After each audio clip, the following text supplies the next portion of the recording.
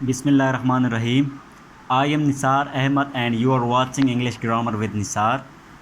Last class में हम object को पढ़ चुके थे और इसकी जो दो टाइप्स थी, डायरेक्ट ऑब्जेक्ट और इनडायरेक्ट ऑब्जेक्ट, को भी थोड़ा टच किया था। इस क्लास में हम इंशाल्लाह डायरेक्ट ऑब्जेक्ट और इनडायरेक्ट ऑब्जेक्ट को एग्जांपल्स के थ्रू और अच्छी तरह समझने की कोशिश करेंगे। अगर आपने अभी तक मेरा चैनल सब्सक्राइब नहीं किया तो प्लीज़ मेरे चैनल को सब्सक्राइब कर दें और साथ में बेल आइकन को भी प्रेस कर दीजिएगा।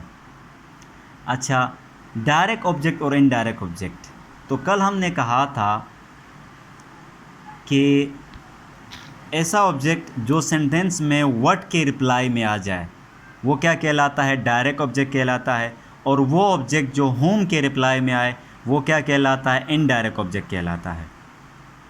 ये कंसेप्ट कब वर्क करेगा, ये तब वर्क करेगा जब एक सेंटेंस के अंदर दो ऑब्जेक्ट होंगे। अगर एक सेंटेंस के अंदर दो ऑब्जेक्ट होंगे तो एक किसके आंसर में आएगा, व्हाट के आंसर में आएगा, दूसरा होम के आंसर में आएगा। जो व्हाट के आंसर में आएगा उसको हम क्या कहेंगे, डायरेक्ट ऑब्जेक्ट कहेंगे, और जो होम के आंसर में आएगा उसको हम क्या कहेंगे, इनडायरेक्ट ऑब्जेक्ट कहेंगे। डायरेक्ट ऑब्जेक्ट हमेशा क्या होगा, फिर जानदार होगा, बेजान होगा, और इनडायरेक्ट ऑब्जेक्ट हमेशा क्या होगा, लिविंग होगा, जानदार होगा। जैसे एग्जांपल्स में आप देख सकते हैं, I give him a watch, मैंने उसको एक वॉच दिया। अब यहाँ पे हमारा जो मेन वर्ब है उससे हमने क्या करना है, सवाल पूछना है, व्हाट और होम। आई गिव मैंने दिया, इजीली आप फाइंड कर सकते हैं ऑब्जेक्ट को। आई गिव मैंने दिया, मैंने क्या दिया, व्हाट डिड आई गिव, मैंने क्या दिया, अ वॉच मैंने एक घड़ी दिया, मैंने क्या दिया, मैंने एक वॉच दिया।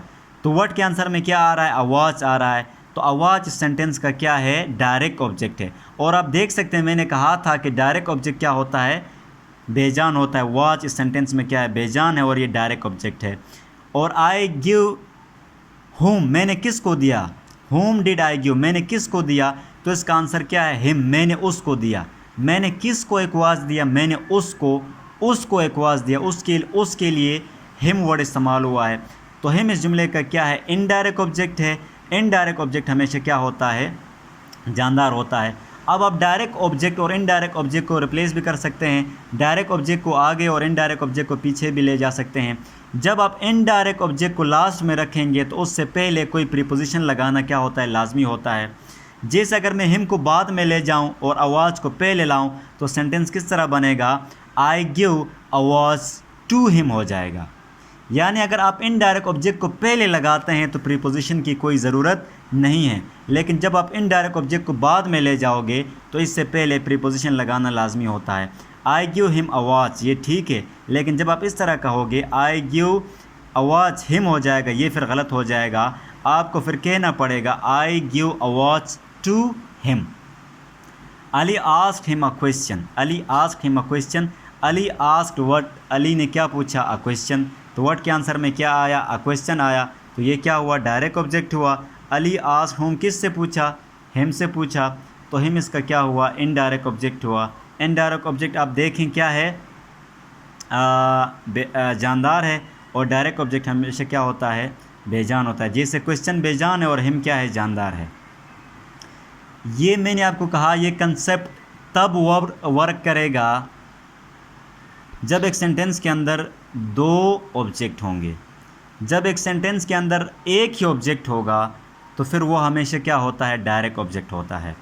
चाहे वो व्हाट के रिप्लाई में आ जाए, चाहे वो होम के रिप्लाई में आ जाए, चाहे वो जानदार हो, चाहे वो बेजान हो, ये आपने नहीं देखना है। वो ऑब्जेक्ट अगर सिंगल है, एक सेंटेंस के अंदर सिंगल ऑब्जेक्ट है, एक ही ऑब्जेक्ट है, तो वो हमेशा क्या होगा, डायरेक्ट ऑब्जेक्ट होगा। ठीक है। जैसे शी ड्रिंक, उसने पिया, what did she drink, what did she drink, उसने क्या पिया, वाटर। तो ये व्हाट के आंसर में आ रहा है और ऑब्जेक्ट एक ही है, तो ये क्या कहलाएगा, डायरेक्ट ऑब्जेक्ट कहलाएगा। शी सेव्ड हिम, उसने उसे बचाया। She saved home did she save, उसने किसको बचाया, हिम। तो हिम किसके आंसर में आ रहा है, होम के आंसर में आ रहा है। अगर एक सेंटेंस के अंदर दो ऑब्जेक्ट होते और वो ऑब्जेक्ट जो होम के आंसर में आता तो वो क्या कहलाता, इनडायरेक्ट कहलाता। लेकिन यहाँ पर ये हिम एक ही ऑब्जेक्ट है तो ये क्या कहलाएगा, डायरेक्ट ऑब्जेक्ट कहलाएगा। यानी सिंपल या आसान अल्फाज में आपको ये समझाना है कि अगर एक सेंटेंस के अंदर एक ही ऑब्जेक्ट है तो वो क्या होगा, डायरेक्ट ऑब्जेक्ट होगा, चाहे वो वर्ड के रिप्लाई में आ जाए, चाहे वो होम के रिप्लाई में आ जाए।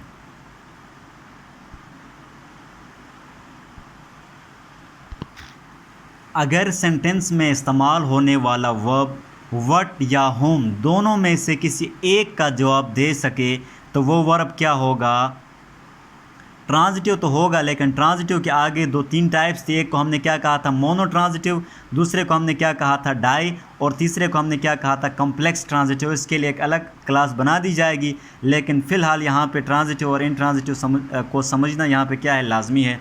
तो ऐसा ट्रांजिटिव वर्ब जो व्हाट या whom में से किसी एक का रिप्लाई करे तो वो क्या कहलाता था, मोनो ट्रांजिटिव, और दोनों का रिप्लाई करे तो वो क्या कहलाता है, डाई ट्रांजिटिव। तो यहाँ पे ऊपर पहले दो एग्जांपल्स में गिव और आस्क दोनों क्या हैं, डाई ट्रांजिटिव हैं, क्योंकि ये व्हाट और whom दोनों का रिप्लाई कर रहे हैं। शी ड्रिंक उसने पिया, तो यहाँ पे सिर्फ एक का आंसर मिल रहा है, व्हाट का आंसर मिल रहा है, तो ये क्या होगा, मोनो ट्रांजिटिव होगा। और दूसरा जो सेव है ये भी क्या है, मोनो ट्रांजिटिव है। She slept in the room, अब यहाँ पे स्लीप से अगर हम पूछें, स्लेप्ट से व्हाट और whom के ज़रिए सवाल पूछें, शी स्लेप्ट वो सोई, वो क्या सोई, सवाल नहीं बन रहा है। वो किसको सोई, ये भी सवाल नहीं बन रहा है। यानी यहाँ पे हमें व्हाट और whom दोनों का रिप्लाई नहीं मिल रहा है। तो इसका मतलब ये हुआ कि स्लीप जो वर्ब है वो इंट्रांजिटिव वर्ब है। अगर ये ट्रांजिटिव होती तो ये व्हाट और whom का रिप्लाई दे सकती, ये व्हाट और whom का रिप्लाई नहीं दे रही, इस वजह से ये क्या है, इंट्रांजिटिव वर्ब है। और इसका मतलब ये हुआ कि आगे जो है यहाँ पे ऑब्जेक्ट मौजूद नहीं है। अगर ये ऑब्जेक्ट नहीं है तो ये फिर क्या है, ये कम्प्लीमेंट है। ये क्या है, कम्प्लीमेंट है। आगे क्लासेस में आपको अच्छी तरह समझा दिया जाएगा कि कम्प्लीमेंट क्या होता है। अब यहाँ पे कम्प्लीमेंट जो आता है वो किसके आंसर में आता है, या तो वो वियर के आंसर में आता है, या व्हेन के आंसर में आता है, या वाई के आंसर में, या हाउ के आंसर में। यहाँ पे देखें, शी स्लेप्ट वो सोई, कहाँ सोई, कमरे में सोई, कहाँ सोई, कमरे में सोई। Where did she sleep, she slept in the room, वो कमरे में सोई। तो यहाँ पे हमें वेयर का आंसर मिल रहा है।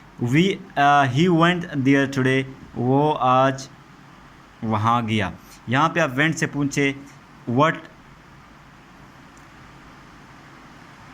वो क्या गया, व्हाट से सवाल नहीं बन रहा है। वो किसको गया, दोनों से सवाल नहीं बन रहा है। इसका मतलब ये हुआ कि वेंट भी कौन सा वर्ब है, इंट्रांजिटिव वर्ब है, और इस जुमले में भी ऑब्जेक्ट मौजूद नहीं है। अगर ऑब्जेक्ट नहीं है तो देयर टुडे या आगे क्या है, इसका कम्प्लीमेंट है। ये किसके आंसर में आ रहे हैं, व्हेन के आंसर में आ रहे हैं। वो कब वहाँ गया, वो आज वहाँ गया। ठीक है।